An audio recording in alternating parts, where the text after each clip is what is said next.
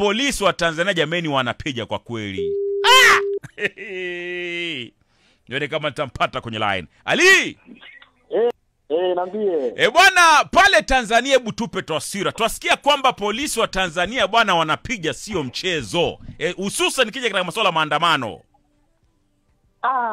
Bwana, katika swala hilo usiulize kabisa. Kuna kikundi kimoja kinaitwa Speed Force hao. Bwana ukapima kabisa, watu wanapiga vibaya sana. Yaani hata special kwa maandamano ndani ya dakika 5 tu. Unaweza kukuta watu wenyewe wote wameayuka. Hao jamaa wanapiga vibaya sana. Yaani usije ukaleta mchezo na polisi wa Tanzania. Yaani usipatane nao popote. Yaani usije ukapima. Yaani kuna siku moja Uganda pia walikuwa wanafanya fujo, Museveni mwenyewe aliwachukua hicho kikosi hicho. Akaenda nacho kule kwao. Akaenda nacho kule kwao.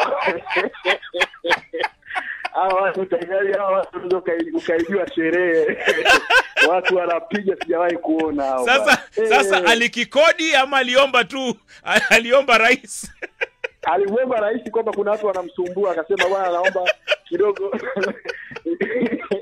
uniletee watu bwana waje kupunguza hii ghasia. Basi ndani ya dakika ngapi watu wakapanda ndege wakaenda huko. Bwana Uganda wenyewe walijua wenyewe kwamba watu ni wakina nani. Wale watu wakapiga vibaya sana. Kwani niulize? Yaani mchezo kabisa. Niulize.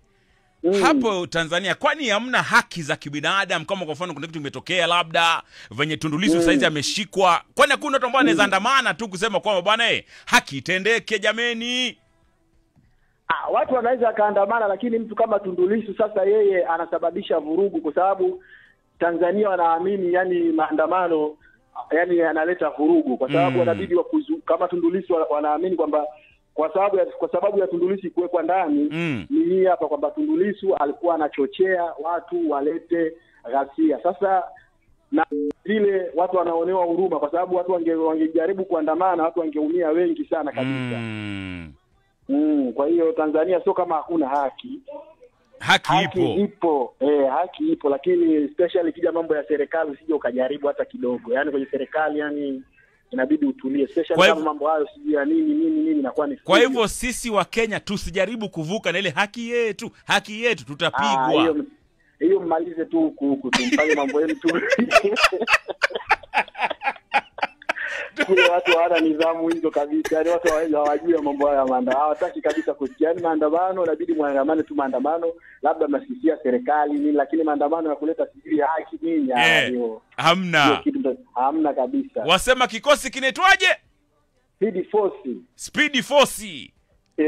Watu ni wabaya. Wanavaa